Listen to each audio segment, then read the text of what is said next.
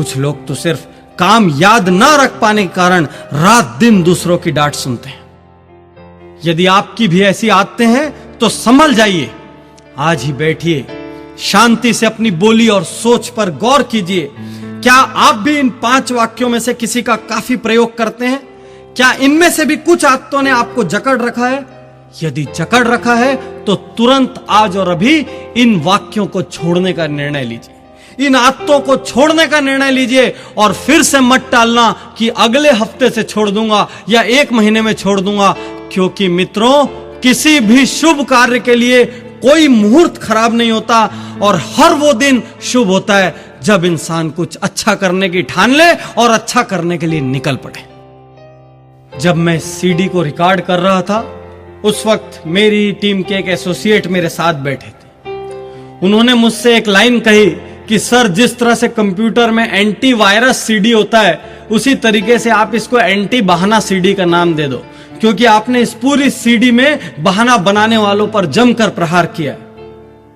मैं ये बात दिल से कहता हूं कि व्यक्तित्व की यदि कोई सबसे बड़ी बीमारी है तो वो बहानाइटिस है, एक्सक्यूजाइटिस है। और इसी बीमारी के कारण बहुत से काबिल लोग अपनी योग्यताओं के साथ अन्याय कर रहे हैं। मेरे अनुसार जब भी कोई इंसान बहाना बनाता है तो उसे खुद पे शर्मिंदगी महसूस करनी चाहिए, क्योंकि वो किसी और को नहीं वरन खुद को धोखा दे रहा है। अक्सर लोग बहानों से विफलताओं को ढक कर रखते हैं, मजबूत तर्क बनाकर पेश करते हैं, जिससे साबित हो सके कि दूसरों के मुकाबले उनके सामने ज्यादा मुश्किलें थी। यदि वाकई में आप सपनों को पाना चाहते हैं, मंजिलों को छूना चाहते हैं, अपनी सपनों की दुनिया को हकीकत में बदलना चाहते हैं, तो आपको ये बहाने छोड़ने होंगे। क्या आपको भी लगता है कि आपकी दुनिया दूसरे लोगों की दुनिया से ज्यादा कठिन है?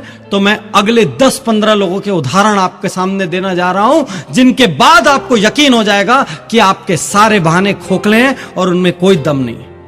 आपका शुद्धिकरण करने के लिए सबसे पहले आपके बहानों का अंतिम संस्कार करना जरूरी है, जो कि मैं करने जा रहा हूं।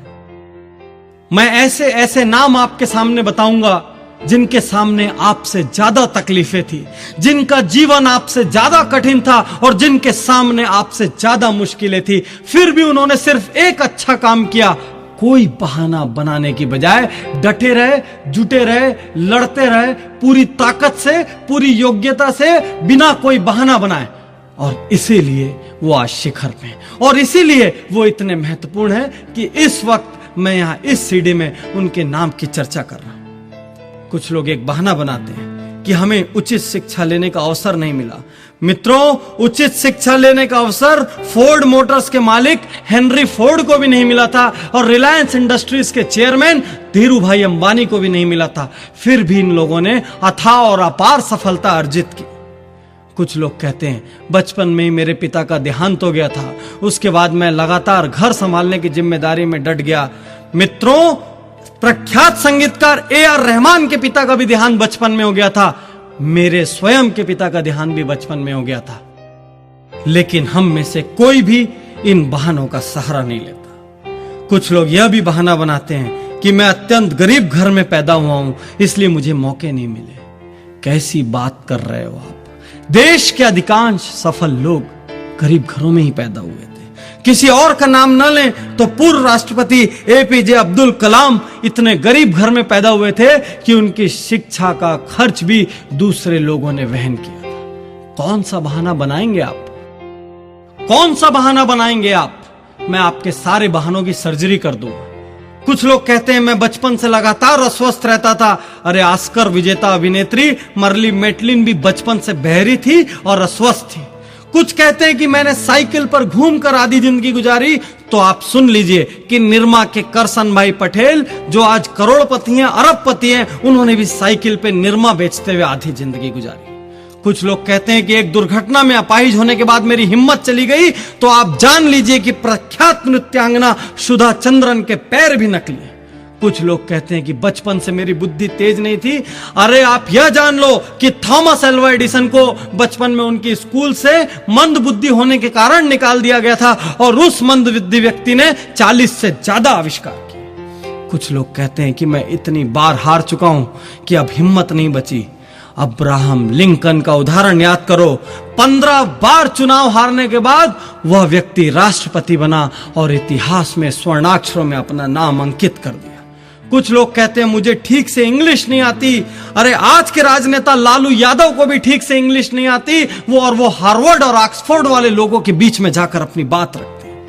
कुछ लोग कहते हैं कि मुझे बचपन से परिवार की जिम्मेदारी उठानी पड़ी। स्वर साम्राज्ञी लता मंगेशकर को भी बचपन से परिवार की जिम्मेदारी उठानी पड़ी थी, यहां तक कि उन्होंने पहला गाना भी इसलिए गाया था क्योंकि उस दिन उनके घर में पैसों की सख्त जरूरत थी। कुछ लोग कहते हैं मेरी लंबाई बहुत कम है, तो देश के सुपरस्टार सचिन तेंदुलकर की भी लंबाई बहुत कम है। कुछ लोग कहते हैं मैं इंजीनियर बनना चाहता था, लेकिन परिस्थितियां ऐसी हो गई कि मुझे मेरे मन की राह नहीं मिली, मैं व्यापारी बन गया। डेल कार्नेगी का नाम आपने सुना होगा, जिन्होंने how to win friends and influence people जैसी बेस्ट सेलर किताब लिखी है। वो फुटबॉल खिलाड़ी बनना चाहते थे, लेकिन वो विश्व के सर्वाधिक लोकप्रिय और प्रख्यात लेखक बन गए। कौन सा बहाना बनाओगे आप? कैसा बहाना बनाओगे आप? मैं आपके हर बहाने की सर्जरी करने के लिए आपके सामने खड़ा हूं। कुछ लोग कहते हैं मैं अत्यधिक मोटा हूं, इस वजह से मुझे शर्म आती है। अरे मोटे हो तो मोटापा कम करो। अदनान सामी को देखो, इतना मोटा व्यक्ति था तब भी वो बहुत अच्छा गायक था, और उसने एक दिन निर्णय ले लिया कि मुझे मोटापा कम करना है, तो उसने ऐतिहासिक रूप से अपना वजन कम करके दुनिया को दिखा दिया कि दृढ़ निश्चय हो तो सब कुछ संभव है। कुछ लोग कहते हैं मैं एक छोटी सी नौकरी करता हूं, क्या हो पाएगा? अरे धीरू भाई अंबानी, नारायण मूर्ति, ये सारे लोग छोटी छोटी नौकरियां करते थे।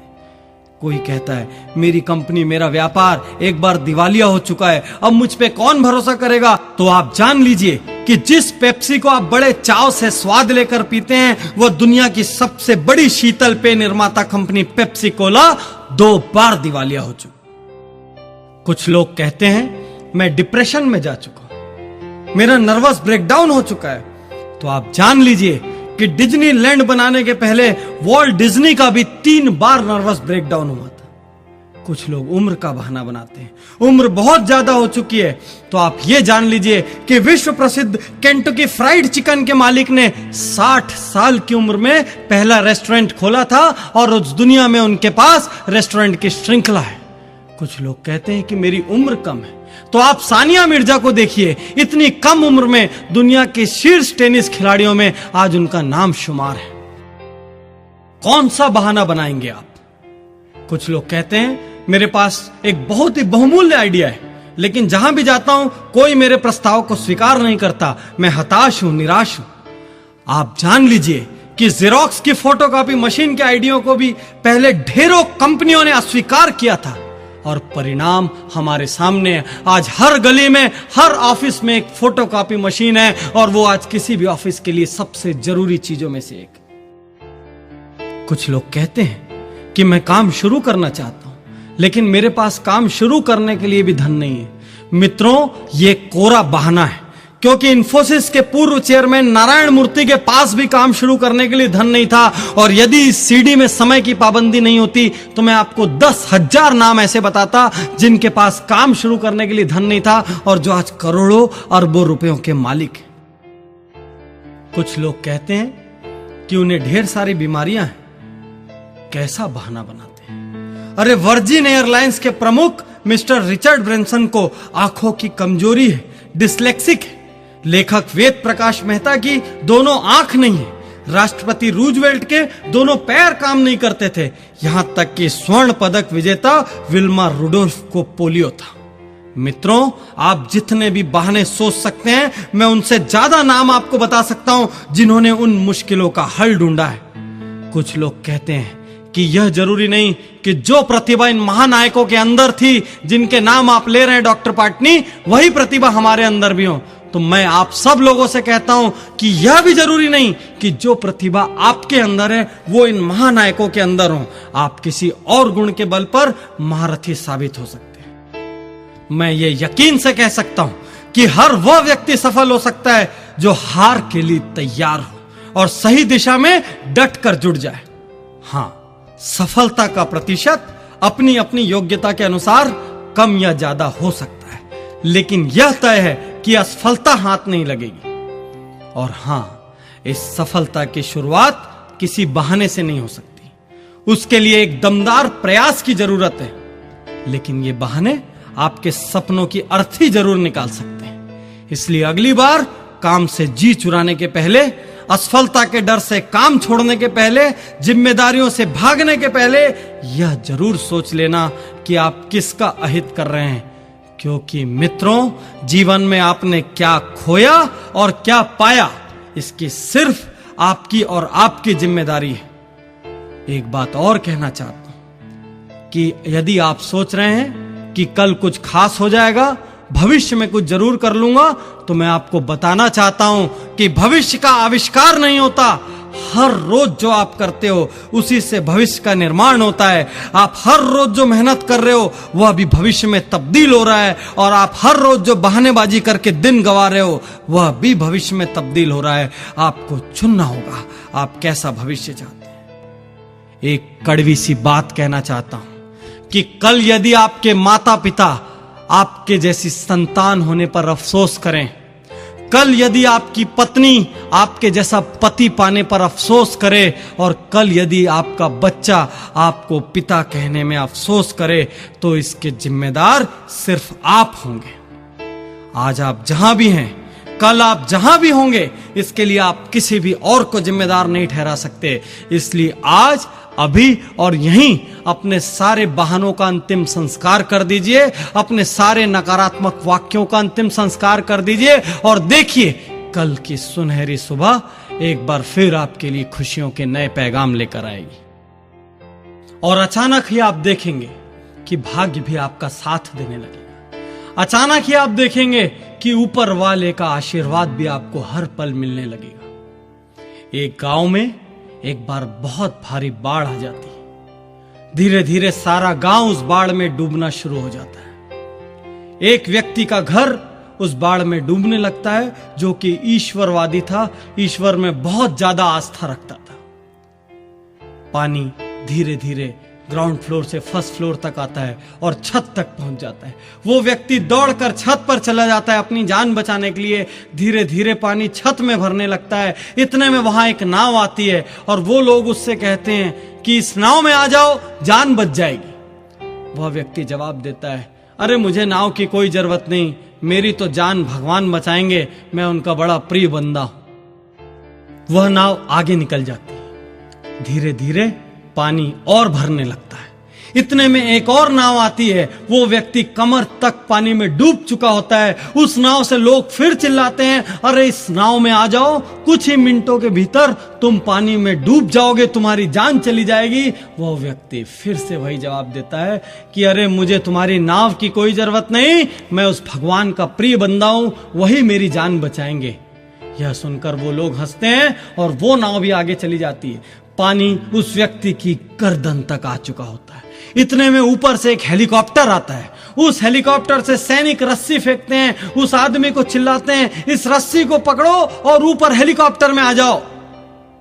वह मूर्ख फिर से जवाब देता है कि मुझे तुम्हारे हेलीकॉप्टर की कोई जरूरत नहीं, मेरी रक्षा करने के लिए तो खुद भगवान बैठे हैं। और कुछ ही मिनटों के बाद पानी में डूबने से उसकी मौत हो जाती है। वह व्यक्ति ईश्वर के दरबार में पहुंचता है, स्वर्ग लोक में पहुंचता है। भगवान के सामने बड़ा झल्लाया हुआ, फनफनाया हुआ भगवान से कहता है, हे भगवान, तुमने मुझे धोखा दिया। मैंने सारा जीवन हर पल पूरी ईमानदारी से तुम्हारी आराधना की, और जब मैंने पहली बार कुछ मांगा मैं मरने वाला था, लेकिन तुमने मेरी जान नहीं बचाई। भगवान, तुमने मुझे बहुत बड़ा धोखा दिया। भगवान कहते हैं, अरे मूर्ख, तेरे घर जो 2 नाव और 1 हेलीकॉप्टर आया था वो मैंने ही भेजा था। मैं बहुत सारे अलग अलग रूप में तुझको बचाना चाहता था, लेकिन यदि तू ही नहीं बचना चाहेगा, आलस्य करके बैठा रहेगा, ठंडा होकर बैठा रहेगा, तो फिर मैं भी तेरी कोई मदद नहीं कर सकता। मैंने तुझे 3 बार बचने के रास्ते दिए, लेकिन तू स्वयं बचने के लिए कर्म नहीं करेगा, तो मैं भी तेरी कोई मदद नहीं करूंगा। यह सच जान ले। तो मित्रों, सार यह है कि ऊपर वाला भी कर्म वीरों की मदद करता है। यदि आप हाथ पर हाथ रखकर भाग्य के भरोसे अपने घर पर बैठे हैं तो उठ जाइए। बाहर निकल आइए। जैसे ही आप मेहनत शुरू करेंगे, वैसे ही आप देखेंगे कि परिस्थितियां आपके अनुकूल होगी। वैसे ही आप देखेंगे कि ईश्वर की सत्ता की कोई अदृश्य शक्ति अचानक ही आपकी मदद को दौड़ पड़ेगी और आपके राह में आने वाली मुश्किलें कम होती चली जाएगी, संकटों के बादल छटने लगेंगे।